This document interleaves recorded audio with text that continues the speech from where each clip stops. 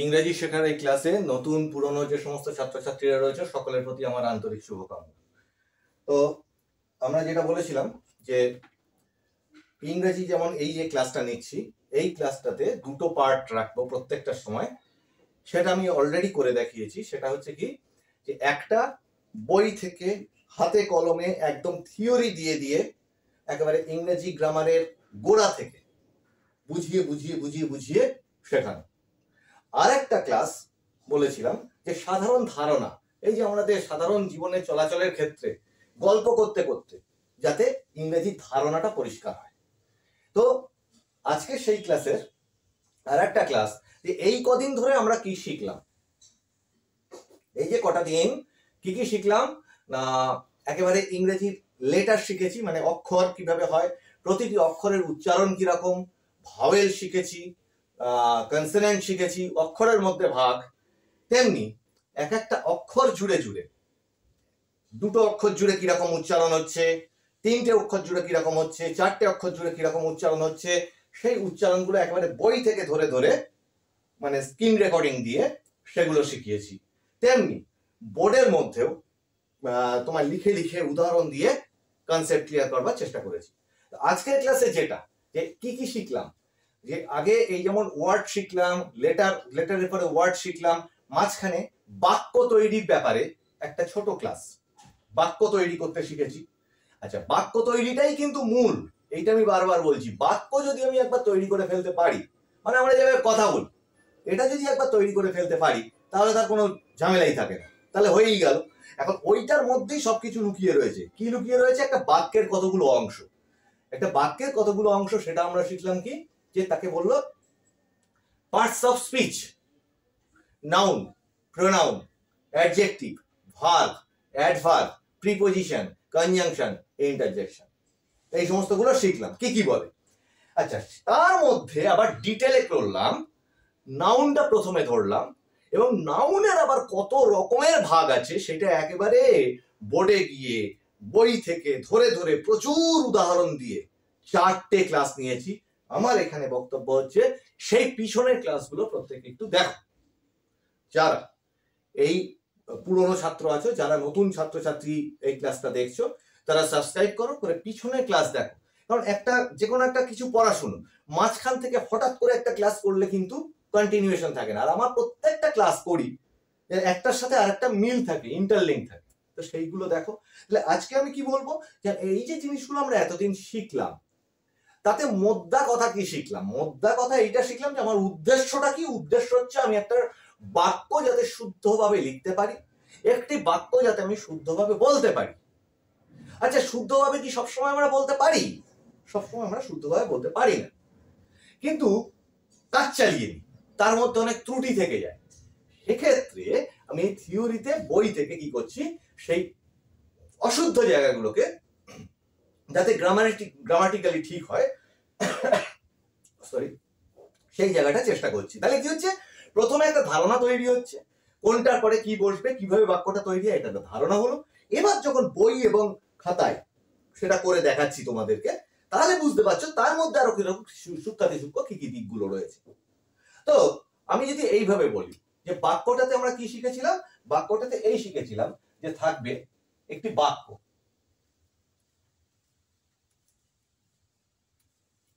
এই বাক্যতে কি থাকছে, সাবজেক্ট,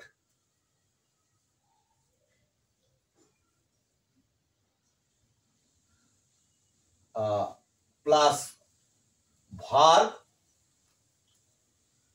প্লাস অবজেক্ট।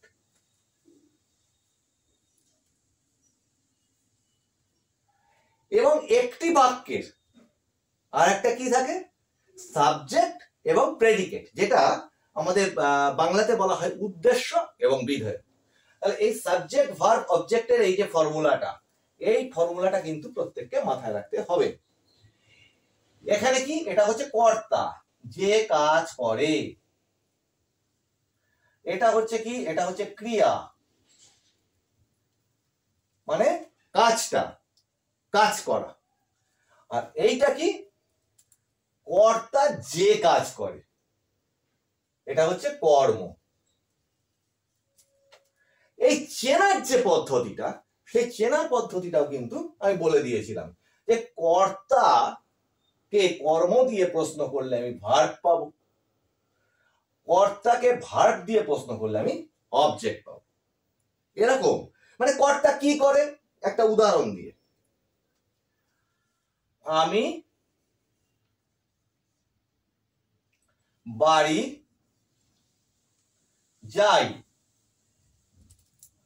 বা সে পড়াশুনো করে, এরকম যে বাক্যগুলো আছে তাতে দেখো প্রত্যেকটা কি, আমি হচ্ছে একটা কর্তা, যাই হচ্ছে একটা ভার্ব, বাড়ি হচ্ছে কি আমি কোথায় যাই, যাই তো আমি কোথায়, কেন, কে, এই সমস্ত গুলো দিয়ে কি সরি কিভাবে, এইগুলো দিয়ে যদি আমি প্রশ্ন করি তাহলে কি পাবো, আমি কর্মকে পাবো।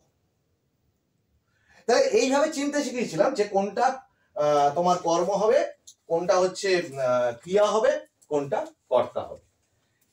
এবং এই যে বাক্যটা হলো, এই বাক্যটার মধ্যে আর একটা অংশ আছে কি, সাবজেক্টকে, কে, মূল কে, আমি, যা হবে আমি তো এখানটায় করছি এই বাক্যটায়, আমি হলো কর্তা, এই কর্তা বাদে যা পড়ে থাকলো বাক্যটার মধ্যে, জানবে কর্তাটা বাদে মূল যে অংশটা কর্তা সাবজেক্ট, সেটা বাদে যা পড়ে থাকলো সবটা হয়ে গেল প্রেডিকেট বা বিধেয়। তাহলে এটা হলো উদ্দেশ্য,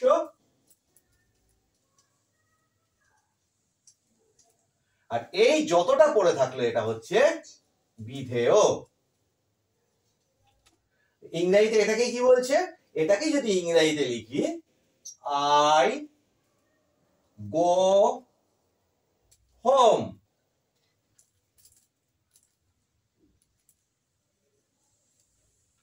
ঠিক আছে। তাহলে এখানে সাবজেক্ট কে হলো আই, ভার্ব কে হলো গো, হোম অবজেক্ট কে হলো হোম।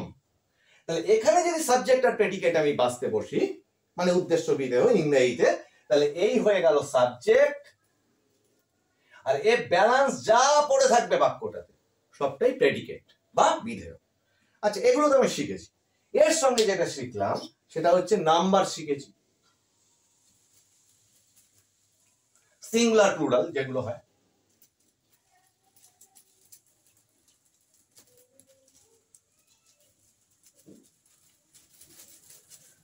এই সিঙ্গুলার প্লুরাল শেখানোর ক্ষেত্রে একটা নিয়ম শেখানো হয়েছে, নাউন পড়ানোর ক্ষেত্রে যখন নাউন পড়াচ্ছিলাম, যে এস বা ইএস এর ব্যবহার কিভাবে করবে। যে যখন সিঙ্গুলার থাকছে তখন তার সঙ্গে কোনো এস বা ইএস যোগ হচ্ছে না, কিন্তু যখন প্লুরাল হয়ে যাচ্ছে তখন তার সাথে ভাওয়েল কিভাবে থাকলে ভাওয়েলের পরে এস বসবে না ইএস বসবে, ভাওয়েলের মানে ভাওয়েলটা ঠিক একটা আগে যদি কনসোনেন্ট থাকে তারপরে একটা ভাওয়েল থাকে তাহলে এস বসবে না ইএস বসবে। এই এস আর ইএস নিয়ে কিন্তু প্রচুর সমস্যা আছে, সেই জন্য তার জন্য আলাদা একটা ডেডিকেটেড ক্লাস নিয়েছি। নাউনের যে পার্ট, 4টে পার্টে ক্লাস নিয়েছি, ঠিক আছে, ওই ক্লাসটা দেখা খুব জরুরি। কিসের জন্য, এই এস সিঙ্গুলার প্লুরালে এস বা ইএস কিভাবে ব্যবহার করব সেটার জন্য। আচ্ছা, এরপরে কি শিখলাম, শিখলাম হচ্ছে যে নাউনের এগ্রিমেন্ট, সিঙ্গুলার প্লুরাল যেমন শিখেছি, নাউনের সঙ্গে ভার্ব জুড়ে, এই নাউনের সঙ্গে তোমার ভার্ব জুড়ে কি শব্দ তৈরি হচ্ছে, নাউনের সঙ্গে অ্যাডজেক্টিভ জুড়ে কি শব্দ তৈরি হচ্ছে, এরকম এরকম এই যে এগ্রিমেন্ট, এটা শিখলাম। তারপরে শিখেছি এই লাস্ট ক্লাসে, এর আগের ক্লাসটায়, এটা হচ্ছে নমিনাল কম্পাউন্ড। যে একটা শব্দকে হয়তো সাধারণভাবে বোঝাতে পারছি না, একটা টেবিল, একটা টেবিল বললে তো সেটা ভাত খাওয়ার টেবিল না চা খাওয়ার টেবিল বোঝা যাচ্ছে না, তাহলে টেবিল একটা নাউন হলো। এবার যদি বলি ডাইনিং টেবিল বা টি টেবিল, তাহলে টি একটা নাউন, টেবিল একটা নাউন, ঠিক আছে, তাহলে বোঝানো গেল যে ওটা হচ্ছে চা খাওয়ার টেবিল। এইগুলোকে বলা হচ্ছে নমিনাল কম্পাউন্ড, সেটার উপরেও ডিটেল ক্লাস নিয়েছি। এখন আমার আজকের ক্লাসে যেটা উদ্দেশ্য সেটা হচ্ছে একটি বাক্য তো আমি তৈরি করব, তাহলে একটি বাক্য তৈরি করার ফর্মুলাটা আমি শিখে গেছি কি, সাবজেক্ট, ওই সংক্ষেপ দিয়ে লিখছি, সাবজেক্ট ভার্ব প্লাস অবজেক্ট, এই ফর্মুলাটাকে প্রত্যেকে মাথায় রাখো, এটা লাগবেই। এর বাদে কোনো কোনো ক্ষেত্রে কিন্তু তোমার ইয়ে থাকে, অনেক সময় অবজেক্ট থাকে না সেই বাক্যে, হ্যাঁ, তো সেই বাক্যের ক্ষেত্রেও কিন্তু কিছু কিছু নিয়মাবলী আছে। এখন সাধারণ বাক্যের ক্ষেত্রে আরেকটা জিনিস বলেছিলাম, যে প্রধান ভার,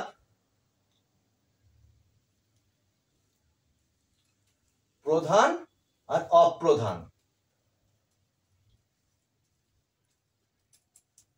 যেহেতু এটা বাংলা ভাষাভাষীর মানুষের জন্য শেখা, এটা আমি এখানে গ্রামার বই লিখতে বসেনি, তোমরাও গ্রামার বই নিয়ে বসনি, এটা এটা হচ্ছে কনসেপ্ট তৈরি ক্লাস। তাহলে বাংলা ভাষাতেই সবটা শেখানোর চেষ্টা করছি, আমরা যেভাবে কথা বলি গল্প করি সেইভাবে শেখার চেষ্টা করছি। তাহলে দেখা যায় যে এই যে বলেছিলাম যে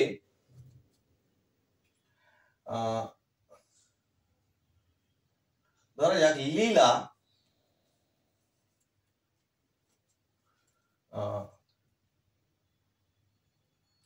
reads book, এই যে শব্দটা আছে কি আছে, এই বাক্যটা আছে কি আছে, এটায় একটা সাবজেক্ট আছে, তাহলে সেটা কি হলো, নাউন। আচ্ছা এখানে তো লীলার বদলে হি বসতে পারতো অথবা শি বসতে পারতো, প্রোনাউন হয়ে যেত সেটা। হি বা শি যদি বল, মানে নাউনের পরিবর্তে আমরা যেটাকে দিয়ে ডাকাডাকি করি মানুষের সাথে বা যা বলি, ওটা সেটা, একটা বাস যাচ্ছে সেটাকে বারবার না বলে বলি ওটা যাচ্ছে, একটা মানুষ তার নাম না বলে বলি যে সে যাচ্ছে, আমি আমরা, তুমি তোমরা, সে তারা, এই সমস্ত প্রোনাউন ব্যবহার করি। মানে নাউনের নামটাকে ব্যবহার না করে তাকে বা অন্য কোনো জিনিসকে যেভাবে বোঝানো হয় সেটাকে বলছে প্রোনাউন। তাহলে বাক্যে এই যে সাবজেক্ট, এই সাবজেক্টটা কিন্তু নাউন এবং প্রোনাউন দুটোই হতে পারে, সেটা একটা অংশ গেল। এরপরে আসলো হচ্ছে ভার্ব। দেখো ভার্ব কিন্তু ইংরেজিতে মাঝখানে বসে, বাংলায় যেমন পাশে বসে, ইংরেজিতে কিন্তু মাঝখানে ভার্বটা বসে। তাহলে কি হলো, রিডস। রিডস কেন হলো, রিডস কেন হলো তার জন্য বলেছিলাম যে ওই ফার্স্ট সিঙ্গুলার প্লুরালের মধ্যে পার্সন শিখিয়েছিলাম, পার্সনটার ক্লাসটা অবশ্যই করো, তাহলে বুঝতে পারবে যে কি শিখিয়েছিলাম। First person, second person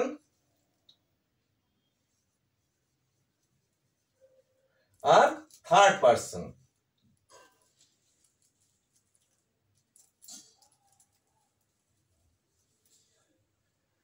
first person, second person, third পার্সনটাকে খুব ক্লিয়ার রাখতে হবে, এবং সেখানেও এস বা ইএস এর ব্যবহার আছে।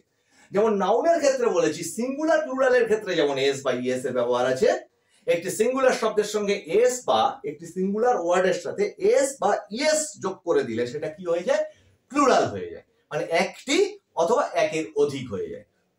তেমনি এই পার্সনের ক্ষেত্রেও কিন্তু এস বা ইএস এর ব্যবহার আছে।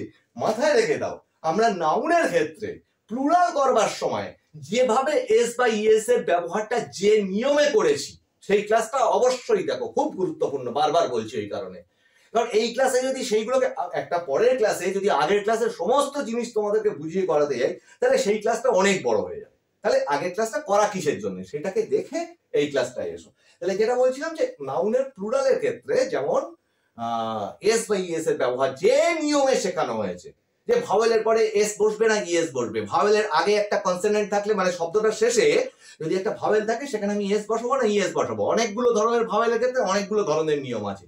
তেমনি তার আগে একটা ভাওয়েলটা শেষ হচ্ছে শব্দটার একদম লাস্ট অক্ষর, তার ঠিক আগে যদি একটা কনসোনেন্ট থাকে তাহলে সেটা কি রকম হবে, তার ঠিক আগে যদি আবার একটা ভাওয়েল থাকে তাহলে সেটা কি রকম হবে, এইগুলো নিয়ে আমি ডিটেলে ক্লাস নিয়েছি, সেইটা দেখবে। কিন্তু নিয়মটা হচ্ছে যে পার্সনের ক্ষেত্রে যা আর ওখানে প্লুরাল করবার ক্ষেত্রে নিয়মটা কিন্তু একই হবে। কোন শব্দের সঙ্গে যখন আমি এই এস বা ইএস যোগ করব, ওই থিওরি বা নিয়মটা কিন্তু ওই যে ক্লাসে করিয়ে দিয়েছি ওই একই নিয়ম থাকবে, এস বা ইএস এর আলাদা কোনো নিয়ম নেই। তাহলে কি হচ্ছে,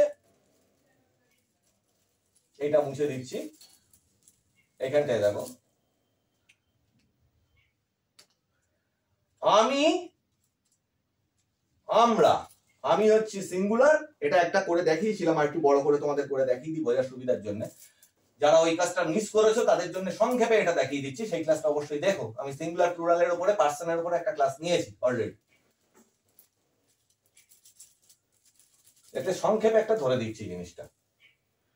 এইভাবে একটা ছক করে নিলে বোঝা যাবে কি, এ পাশে লিখলাম সিঙ্গুলার,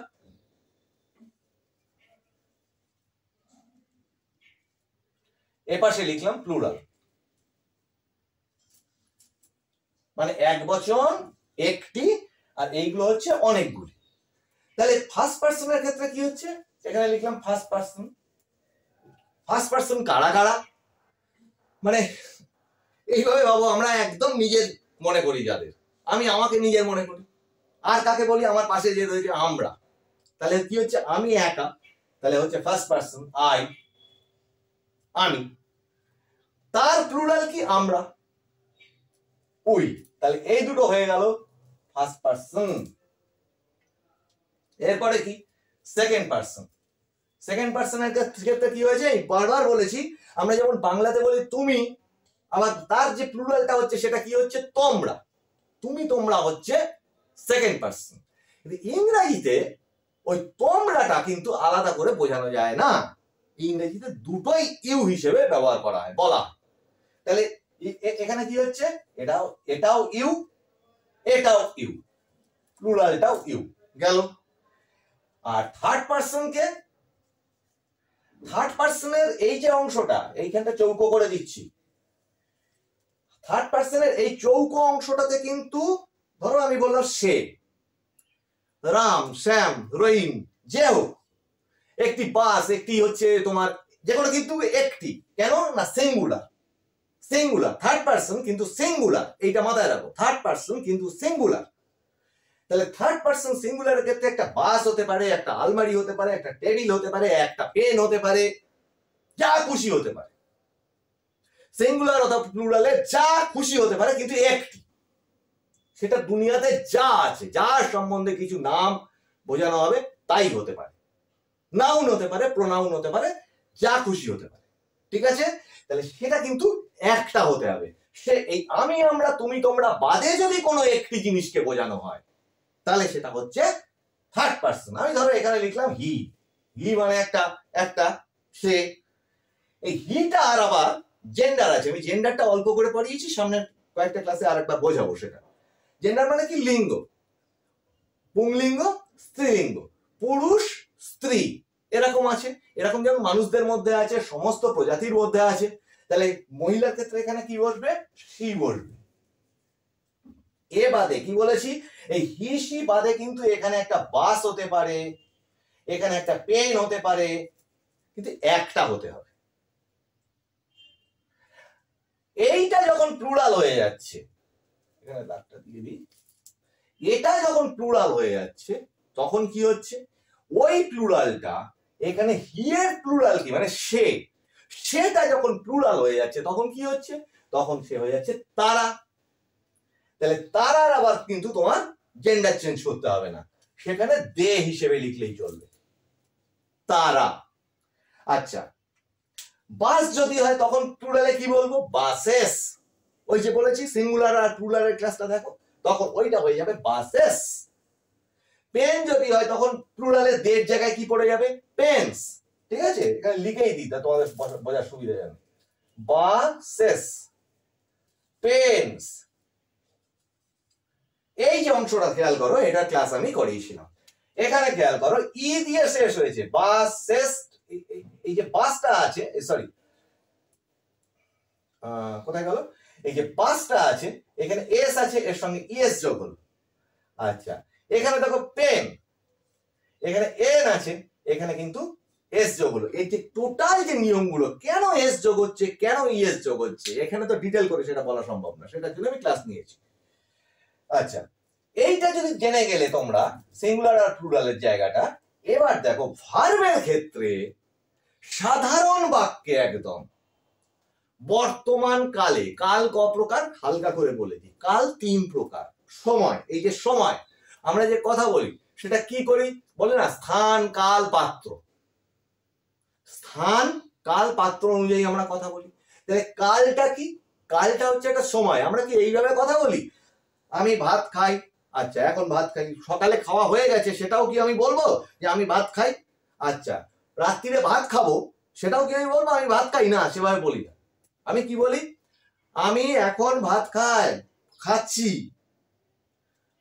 আমি সকালে ভাত খেয়েছিলাম, এখন দুপুর ধরা যাক, সকালে ভাত খেয়েছিলাম। আর যদি আগামীতে কিছু বলতে হয় তখন কি বলি, আমি রাত্রে ভাত খাবো বা আমি ভাত খাবো, তাহলে কথাটা চেঞ্জ হলো। দেখো কিভাবে এই খাওয়া কথাটা মুখের উচ্চারণে কিরকম পাল্টে গেল। আমার অনেক পুরনো একটা ক্লাস আছে, তার রেফারেন্সটা আমি ডেসক্রিপশনে দিয়ে দেওয়ার চেষ্টা করব, সেটা একবার দেখে নিও প্রত্যেকে। এই উচ্চারণের উপরে কি আমি খাই, খাওয়া, আসল ভার্বটা কি এখানে খাওয়া, কাজ করা কোনটা খাওয়া, আমি খাই, সেটা হচ্ছে ভার্ব। যখন আমি এখন খাচ্ছি তখন কি বলে দিলাম, খাওয়াটা হয়ে গেল খাচ্ছি, ইচ্ছি যোগ হলো ওতে, খাচ্ছি। আচ্ছা, যখন আমি সকালে খেয়ে সে কাজটা হয়ে গেছে করা, তখন কি বলছি, খেয়েছিলাম, ছিলাম কথাটা যোগ হয়ে গেল, মানে খেয়েছিলাম, আসল ভাতকে ওই খাওয়া। যদি আমি রাত্রিরে ভাত খাবো এই কথাটা বলতে যাই, ওই আবার সেই আসল ভাত কিন্তু খাওয়া, কিন্তু বলছি কি খাবো। তাহলে একটা ভাত 3 রকম 4 রকম 5 রকম করে উচ্চারণ করে আমরা কি বোঝাচ্ছি, আমরা টাইমটাকে বোঝাচ্ছি। সেটা হয়ে গেছে, সেটা এখন হচ্ছে না, সেটা এখন হবে আগামীতে। এই উচ্চারণ, এই বাংলাতে এই উচ্চারণ যেটা করছি, এই উচ্চারণের মাধ্যমে কিন্তু বুঝে নিতে হবে কোন টাইমে সেটা ঘটছে। এটা তো টেন্সের ক্ষেত্রে, আমি টেন্স ডিটেলে করাবো, এইভাবেই ডিটেলের সঙ্গে থিওরি বই নিয়ে করাবো, কোন চিন্তা নেই। কিন্তু এখন একটা এই যে বাক্যটা বোঝাচ্ছিলাম, এর সঙ্গে একটু টেন্স আনলাম এই কারণে যে আমরা ধরো একটা নর্মাল ভার্বকে যখন পাই, যে আই প্লে, আমি খেলা করি, ঠিক আছে, উই প্লে, আমরা খেলা করি, ইউ প্লে, তুমি খেলা করো, ইউ প্লে, তোমরা খেলা করো। কিন্তু এই হচ্ছে সেই জায়গা, এই যে চৌকো দিয়ে রেখেছিলাম, এটা লাল কালি দিয়ে লিখছি, এইখানে যেই ওই ভার্বটা চলে আসবে, এটা হচ্ছে মেন ভার্ব, মানে প্রধান ভার্ব। ওই ভার্বটা যেই থার্ড পারসন সিঙ্গুলার নাম্বারের ক্ষেত্রে ব্যবহার হবে, সাধারণ বর্তমান কালের ক্ষেত্রে, তখন এটা কি হয়ে যাবে, প্লেস। এটা কিন্তু প্লুরাল হিসেবে ব্যবহার হচ্ছে না, এটা হচ্ছে নিয়ম। কি থার্ড পারসন সিঙ্গুলারের ক্ষেত্রে, এই থার্ড পারসন সিঙ্গুলারের ক্ষেত্রে কি হবে, একটু মুছতে হবে এখানটা,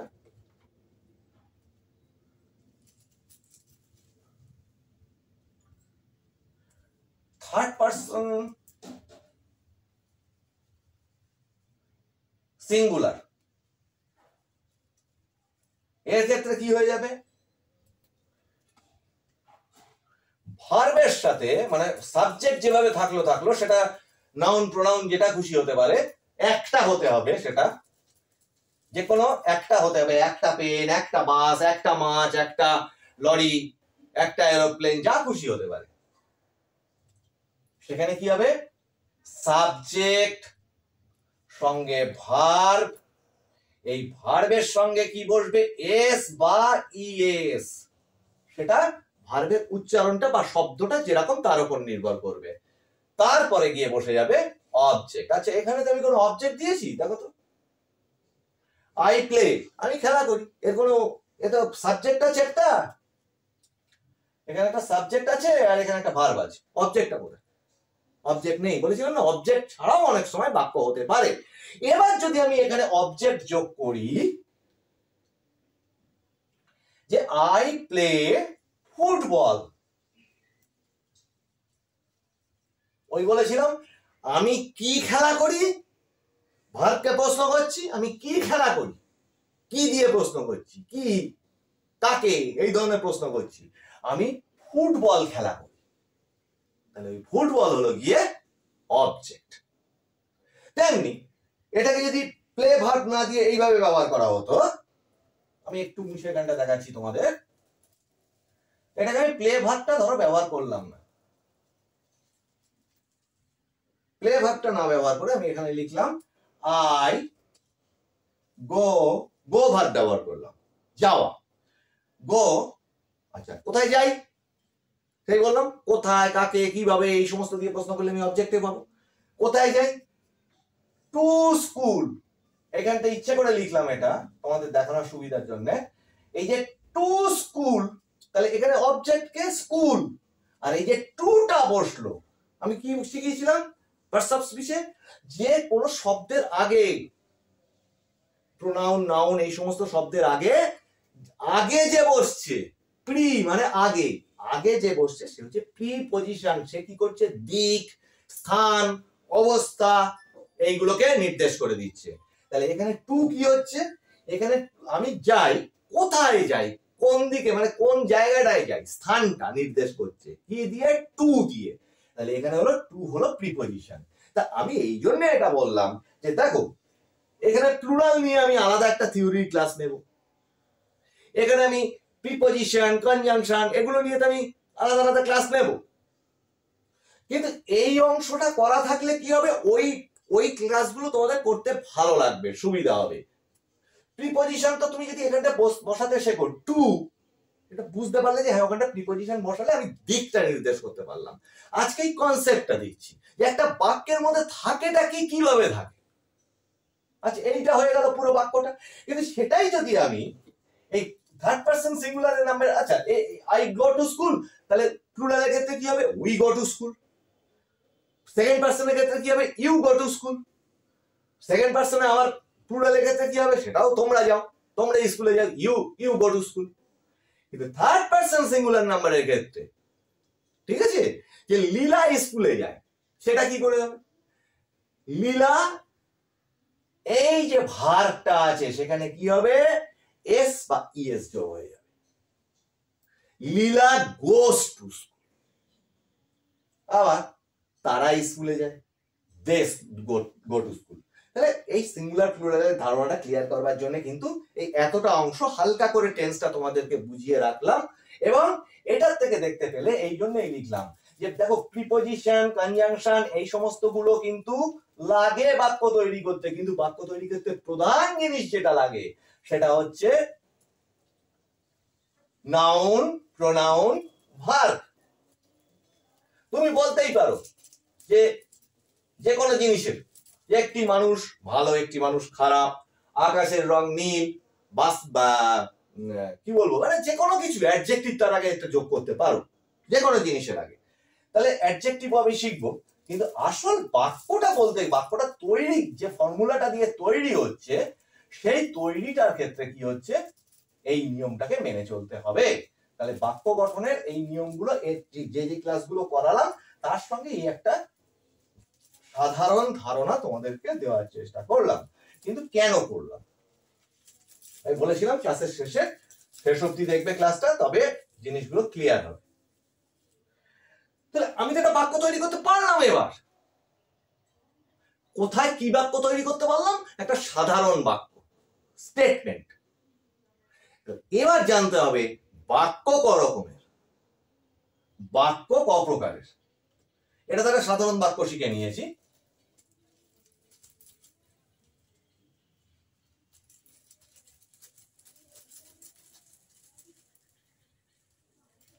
এটা সাধারণ বাক্য দিয়ে ফর্মুলাটা তোমাদেরকে শিখিয়েছি, ঠিক আছে?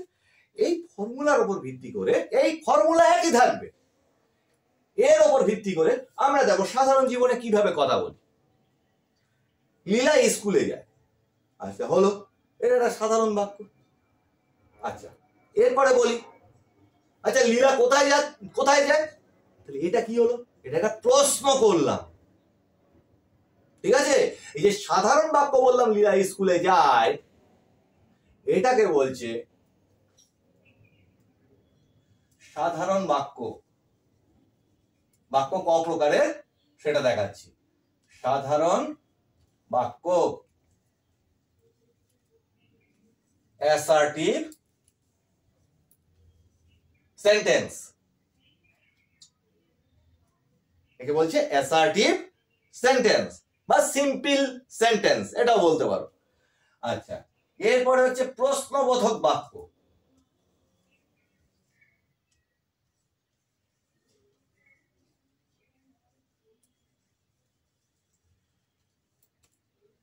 কি প্রশ্ন করা মানে কি? ইন্টারোগেট করা।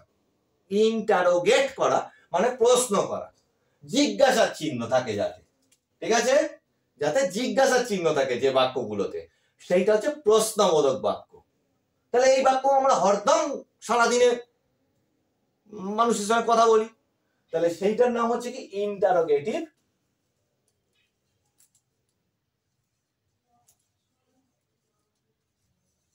সেন্টেন্স। এগুলো আমি খাতায় বইতে তোমাদের আরো ডিটেলে করে বলবো, এখানে আমি সাধারণ ধারণা দিচ্ছি, ঠিক আছে?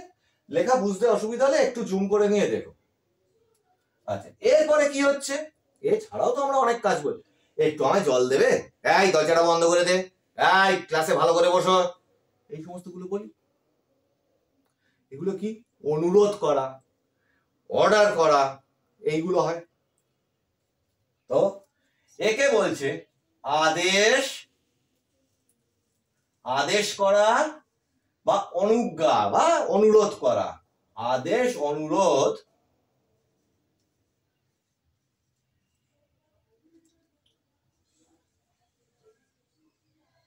সূচক বাক্য।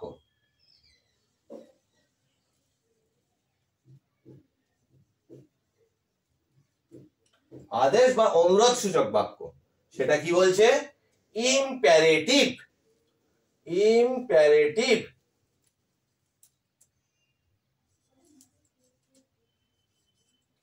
Imperative sentence. এছাড়া আর কি করি আমরা? উইশ করি, মানে কি আশা প্রকাশ করি, কামনা প্রকাশ করি, ঠিক আছে?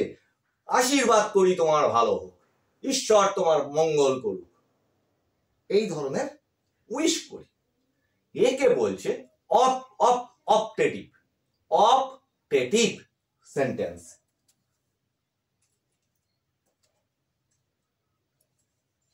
কামনা, বাসনা মূলক বাক্য।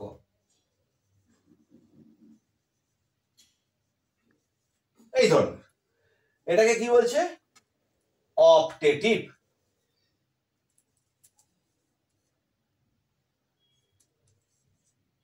Optative sentence. এছাড়া কি আছে?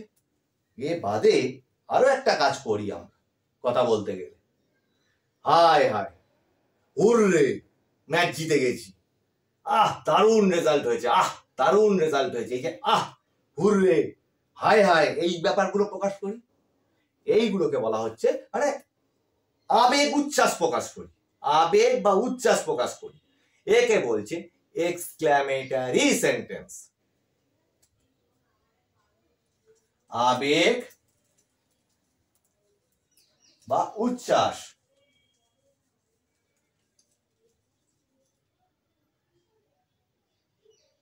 উচ্ছ্বাসের বাক্য, সেটা হচ্ছে কি এক্সক্লেমেটরি।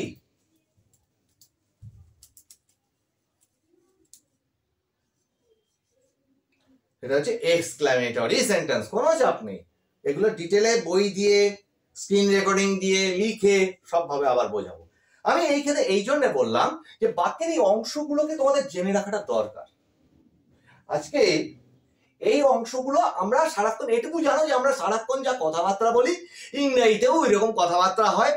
থিওরি বইয়ের মধ্যে বহু কিছু থাকে, আমাদের কি করতে হবে? সাধারণভাবে বুঝে নিতে হবে কত দ্রুত আমি বাক্যটাকে বলতে পারি, শুদ্ধভাবে লিখতে পারি।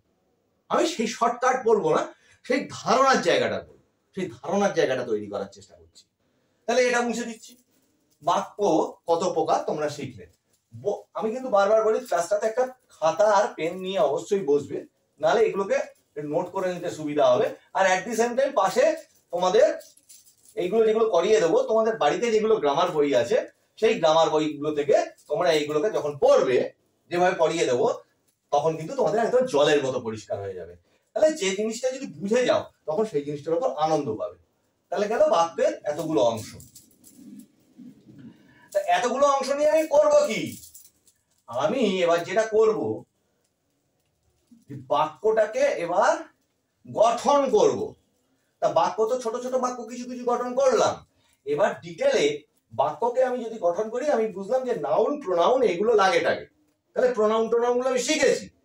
এবার যদি আমি প্রোনাউনটা না করিয়ে আগে ভার্বটা করে দিই, কারণ ওইখানেই আসল জায়গা। ভার্বের মধ্যেই রয়েছে কাল বা টেন্স, সময়। একে কাল বলছে বা টেন্স বলছে, ঠিক আছে। এর সঙ্গে কি বাক্যেরই একটা অংশ, সেটা হচ্ছে ভার্ব বা ক্রিয়া, যেটা ছাড়া বাক্য হবেই না।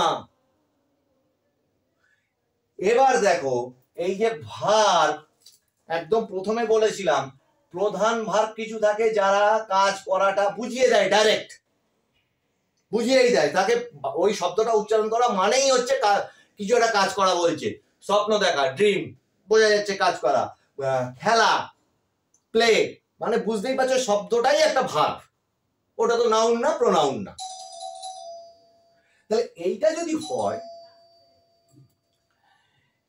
তার সঙ্গে যদি মানে যেখানটাতে যে বাক্যটাতে কোনো ভার্ব নেই, এরকমও বাক্য আমরা উচ্চারণ করে থাকি, কথা বলে থাকি, তাহলে সেই বাক্যগুলোকে, সেই যে ভার্বটা ব্যবহার করা হয় সেটা হচ্ছে অপ্রধান ভার্ব।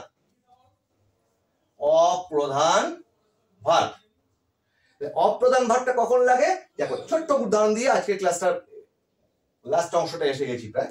সেটা হচ্ছে আমি যে বলেছিলাম আগের উদাহরণটায়, আই গো টু স্কুল। তাহলে এইখানে এই গো কথাটা বলা মানে বুঝতেই পারছি ওটা একটা প্রধান ভার্ব, ওখানে বুঝিয়েই দিচ্ছে যে ওটা একটা কাজ করা বোঝাচ্ছে। কিন্তু যদি বলি রাম গুড বয়, এটা কি কোনো বাক্য হলো? না, হলো না। কেন হলো না? কারণ এতে কোনো ভার্ব নেই, এতে কোনো ভার্ব নেই।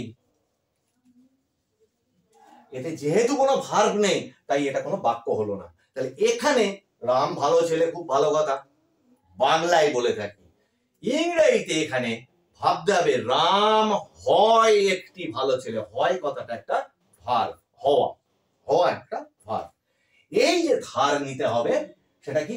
am, is, are। এটা হচ্ছে বর্তমান কালের ক্ষেত্রে। অতীত কালের ক্ষেত্রে was, were। ভবিষ্যতের ক্ষেত্রে shall এবং will। এ বাদে আর যেটা আছে has, have, had। বিভিন্ন টাইমে, এই যে বলছি ভার্বের এই যে সময় বা কাল, এই কালের উপর ডিপেন্ড করে কিন্তু এই কখনো am is are ব্যবহার হবে, কখনো was were ব্যবহার হবে, কখনো shall will ব্যবহার হবে, কখনো has have had ব্যবহার হবে। কেমন ভাবে হবে সেগুলোই আমরা শিখবো।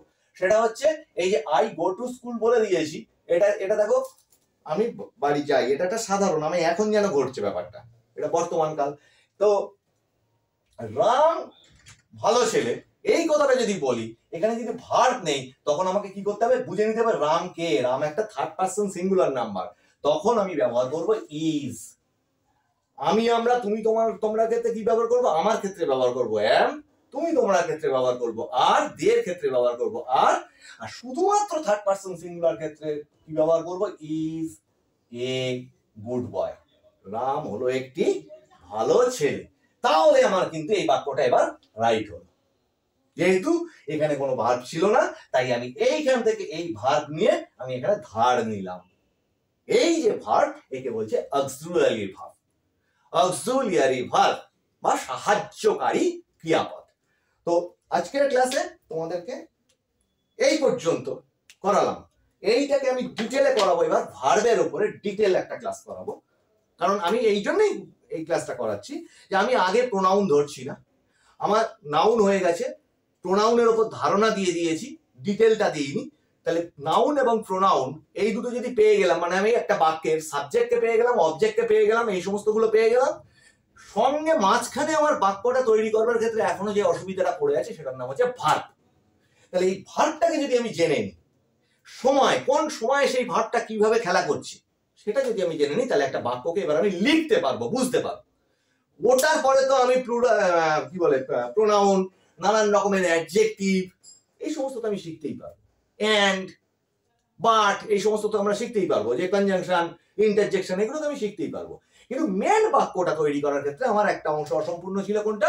আমি নাউন শিখেছি, প্রোনাউন খানিকটা শিখে নিয়েছি, এবার আমার দরকার হচ্ছে সাবজেক্ট অবজেক্ট হয়ে গেছে, ভার্বটা মাঝখানে না শিখলে আমার এগোচ্ছে না, আমি বাক্যটা গঠন করতে পারছি না। আর একবার একটু একটু বাক্য গঠন করতে পারলে পরবর্তী যে ক্লাসগুলো হবে সেগুলো তোমাদের বুঝতে আনন্দ লাগবে।